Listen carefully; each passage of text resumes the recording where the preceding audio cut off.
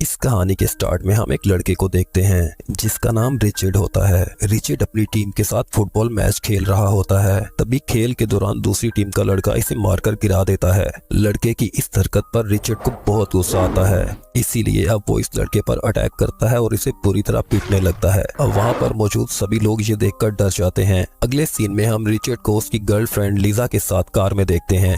वहाँ बैठकर वो बातें कर रहे होते हैं। इसी दौरान रिचर्ड खुद पर कंट्रोल खो बैठता है और वो एक इंसानी भेड़िए की शक्ल में तब्दील हो जाता है और लीजा पर अटैक कर देता है। ये देखकर लीजा बहुत डर जाती है और अपनी जान बचाकर वहाँ से भागने में कामयाब हो जाती है। अगली सुबह रिचर्ड जब जागता है तो उसे पता चलता है कि उसने अपने माँ बाप को भी मार दिया है। ये सब जानने के बाद रिचर्ड रोने लगता है और इसी दौरान वो फिर से वेयरवुल्फ में बदल जाता है। लीजा वहाँ से भागकर सीधी पुलिस स्टेशन जाती है और अब वो पुलिस के साथ इसके घर के बाहर मौजूद होती है। पुलिस को वहाँ देखकर रिचर्ड वहाँ से भाग जाता है। वहाँ पूरे शहर में ये बात फैल जाती है कि रिचर्ड नाम के एक लड़के ने अपनी ही फैमिली को कत्ल कर दिया है। पुलिस रिचर्ड के तमाम जानने वालों को अलर्ट कर देती है कि रिचर्ड एक इंसानी भेड़िया है, उससे बच कर रहें। पुलिस अब रिचर्ड को हर जगह तलाश करने लगती है। असल में जब पूरे चांद की रात आती है तो रिचर्ड खुद पर कंट्रोल नहीं कर पाता और वो एक इंसानी भेड़िए के रूप में तब्दील हो जाता है। दूसरी तरफ रिचर्ड ये बात जान जाता है कि मरने वाले उसके असल माँ बाप नहीं थे, उन्होंने रिचर्ड को गोद लिया था। इसके बाद हम रिचर्ड को कहीं जाता हुआ देखते हैं जहां उसकी नजर दो लड़कों पर पड़ती है जो एक लड़की को मार रहे होते हैं। वो लड़की रिचर्ड को वहां देखकर अपनी मदद करने को बोलती है। तब रिचर्ड उन लड़कों से कहता है कि इस लड़की को छोड़ दो और इसे वहां से जाने दो। वो रिचर्ड की बात नहीं मानते और रिचर्ड को वहां से चुपचाप चले जाने का बोलते हैं। ये सुनकर रिचर्ड को बहुत गुस्सा आता है और वो फिर से इंसानी भेड़िया बन जाता है, जिसके बाद वो इन दोनों पे हमला करता है और इन दोनों की जान ले लेता है। ये सब देखकर लड़की डर जाती है और वहां से भाग जाती है। इसके बाद हम रिचर्ड को एक बार में देखते हैं। वहाँ उसको एक शख्स मिलता है जिसका नाम जॉन होता है। जॉन से मिलकर रिचर्ड को पता चलता है कि वो भी एक वेयरवुल्फ है। जॉन की हकीकत जानने के बाद रिचर्ड उसको कहता है कि मैं खुद पर कंट्रोल नहीं कर पाता, क्या तुम्हारे साथ भी ऐसा ही है? जॉन उसे कहता है क्या ये बात तुम्हें तुम्हारे माँ बाप ने नहीं सिखाई? रिचर्ड उसे बताता है कि मैं अडॉप्टेड हूँ और मैंने आज तक अपने असल माँ बाप को नहीं देखा। यहाँ रिचर्ड ये बात जान जाता है कि उसके जैसे और भी हैं, वो अकेला नहीं है। अब रिचर्ड जॉन से उसका एड्रेस पूछता है पर जॉन उसे बताने से इनकार कर देता है। पर वहाँ से जाने से पहले जॉन उसे एक क्लू दे जाता है ताकि रिचर्ड उस जगह तक पहुँच सके। इसके बाद रिचर्ड उस जगह पर पहुँचता है जहाँ जाने का क्लू उसे जॉन ने दिया था। रिचर्ड वहाँ एक बार में जाता है। वहाँ उसकी नजर एक लड़की पर पड़ती है जिसका नाम एंजेलिना होता है। एंजेलिना वहाँ पर काम करती है। बार में मौजूद सभी लोग रिचर्ड को अजीब नजरों से देख रहे होते हैं।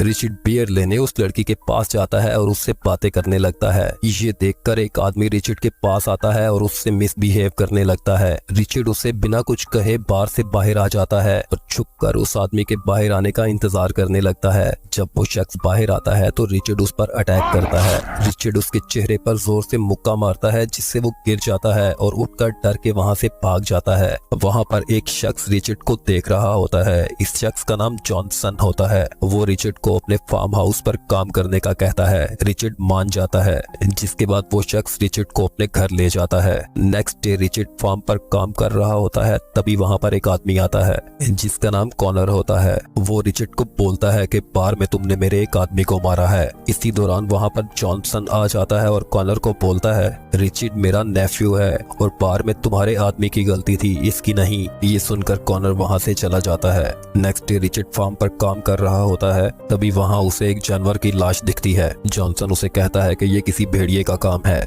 क्योंकि ऐसा शिकार सिर्फ भेड़िया ही कर सकता है। रात को रिचर्ड बार में जा रहा होता है। रास्ते में इसे एक लड़का मिलता है जो इसे कहता है कि मैं तुम्हारा कजन हूँ। वो रिचर्ड को बोलता है कि कॉनर से बच के रहना, वो काफी खतरनाक है। कॉनर वहाँ खड़ा इन्हें देख रहा होता है। लड़का ये सब कहकर वहाँ से चला जाता है। रास्ते में जाते हुए कॉनर के आदमी उस लड़के को पकड़ लेते हैं। अब कॉनर उस लड़के से पूछता है कि तुमने रिचर्ड को क्या बोला है? लड़का कॉनर से कहता है कि मैंने रिचर्ड को बोला है कि एंजेलिना से दूर रहे और यहाँ से जितनी जल्दी हो सके वो चला जाए। कॉनर अब उस लड़के को बोलता है कि मैं तुम्हें जान बचाने का एक मौका देता हूँ, तुम भागो। अगर तुम भाग गए तो बच जाओगे और अगर तुम पकड़े गए तो मारे जाओगे। ये सुनकर लड़का वहाँ से भाग निकलता है और जंगल की तरफ चला जाता है। कॉनर अपने आदमियों को उसके पीछे भेजता है। दूसरी तरफ रिचर्ड अपने बाइक पर घर जा रहा होता है तो उसे जंगल से उसी लड़के की आवाजें सुनाई देती हैं। इसके बाद रिचर्ड उस आदमी को ढूंढने के लिए जंगल में आता है जहाँ उसकी मुलाकात मुलाकात एंजेलिना से होती है। एंजेलिना इसे बताती है कि जंगल में कॉनर और उसके आदमी किसी आदमी का शिकार कर रहे हैं। अब ये दोनों वहां जाते हैं और देखते हैं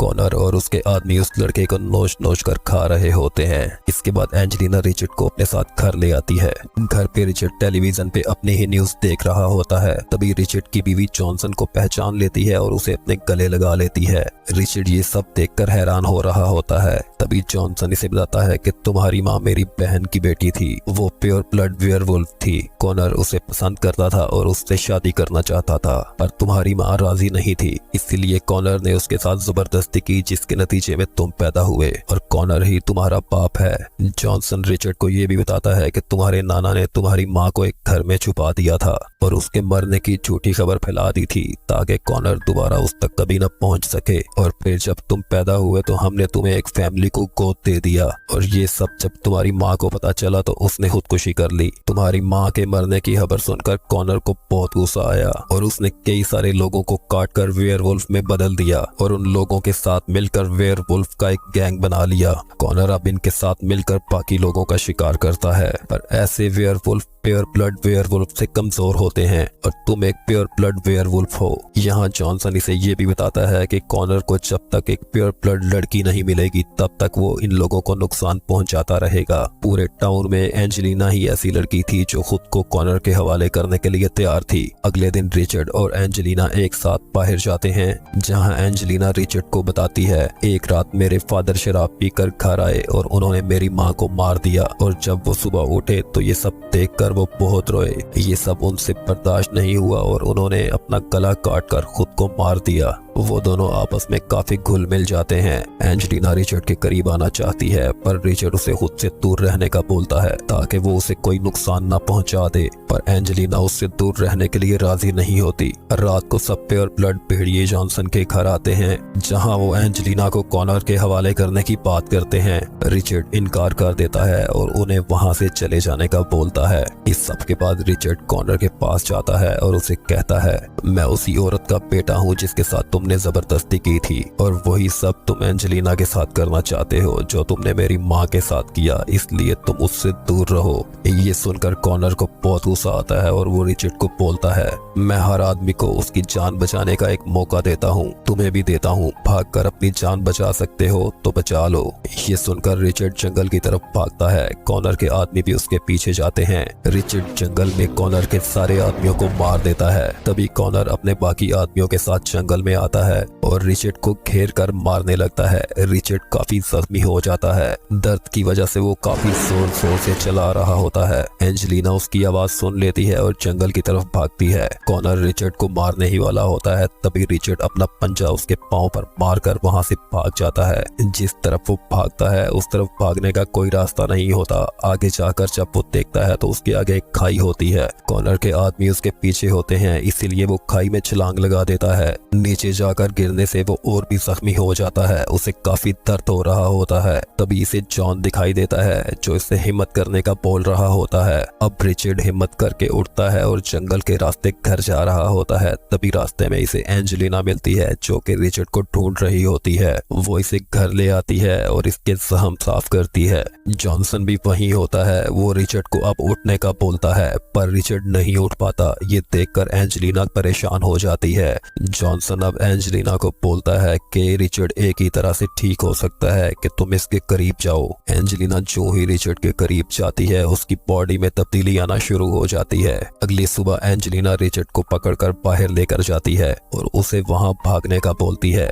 जो ही रिचर्ड भागता है उसके सारे जख्म ठीक होने लगते हैं। इसके बाद वो दोनों जॉनसन के पास आते हैं जहां जॉनसन कुछ काम कर रहा होता है। रिचर्ड वहां देखता है कि जॉनसन के पास काफी सारा धमाका हेज मवाद पड़ा हुआ है। रिचर्ड को एक आइडिया आता है और वो इस एक्सप्लोसिव की मदद से काफी सारी बुलेट्स और माइंस बनाता है ताकि भेड़ियों का शिकार कर सके। जब रिचर्ड माइंस बिछा रहा होता है तब घर से उसे एंजेलिना के चिल्लाने की आवाज आती है। वो फौरन घर की तरफ भागता है। जब वो घर पहुंचता है तो उसे पता चलता है कि वो लोग एंजेलिना को अपने साथ ले गए हैं। वो लोग जॉनसन और उसकी बीवी को भी साथ ले जाते हैं। रिचर्ड को वहां वहाँ एक लेटर मिलता है जो कॉनर के लोग रिचर्ड के लिए छोड़ जाते हैं। इस लेटर में वो रिचर्ड को अपने पास आने का बोलते हैं। वो लोग जॉनसन और उसकी बीवी को एक पिंजरे में बंद कर देते हैं और एंजेलिना को रस्सियों के साथ बांध देते हैं। अब रिचर्ड वहाँ जाता है और देखता है कि उन्होंने एंजेलिना को बांध के रखा हुआ है। ये सब देखकर रिचर्ड को बहुत गुस्सा आता है और वो एक वेयरवुल्फ में तब्दील हो जाता है। सबसे पहले वो पहरा देते हुए आदमियों को मारता है। कॉनर वहाँ पर इसे देख लेता है। कॉनर के आदमी अब रिचर्ड पर अटैक करते हैं।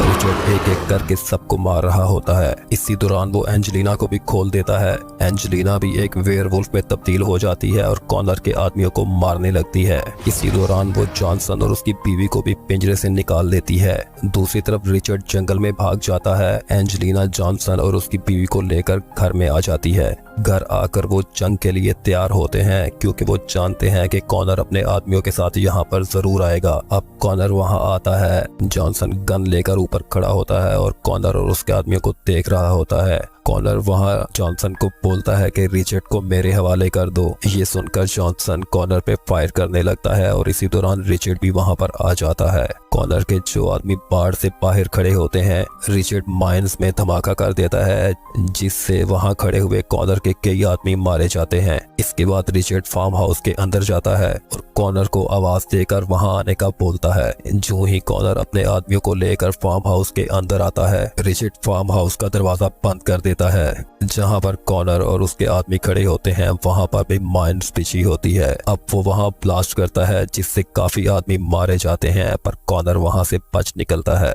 और रिचर्ड पे हमला कर देता है। वो दोनों लड़ते हैं पर रिचर्ड कॉनर पे भारी पड़ता है। कॉनर गिर जाता है। तभी जॉनसन उसे गोली मारने लगता है पर रिचर्ड उसे ऐसा करने से रोक देता है। कॉनर वहाँ रिचर्ड को बताता है कि मैंने कभी तुम्हारी माँ का बुरा नहीं चाहा और ना ही कभी उसके साथ कुछ गलत किया। हम दोनों एक दूसरे से बहुत प्यार करते थे, पर तुम्हारे नाना ने तुम्हारी माँ के मरने की झूठी खबर फैला दी, जिसे सुनकर मैं पूरी तरह से टूट गया और एक बुरा इंसान बन गया। ये दोनों बातें कर रहे होते हैं तभी वहाँ पर जॉन आता है जो रिचर्ड को बार में मिला था। जॉन रिचर्ड को बताता है कि कॉनर ने मुझे टाउन से निकाल दिया था। मैं इससे बदला लेना चाहता था पर मैं इसके मुकाबले में काफी कमजोर था। जब मुझे कॉनर और तुम्हारी हकीकत का पता चला तो मैंने तुम्हारे माँ बाप को मार दिया ताकि तुम शहर छोड़कर टाउन में आ जाओ। ये सब जानकर रिचर्ड को बहुत गुस्सा आता है और वो जॉन पर अटैक करता है। जॉन रिचर्ड को मुक्का मारता है जिससे रिचर्ड गिर जाता है। जॉन रिचर्ड को मारने के लिए आगे आता है तभी कॉनर उसे रोकता है।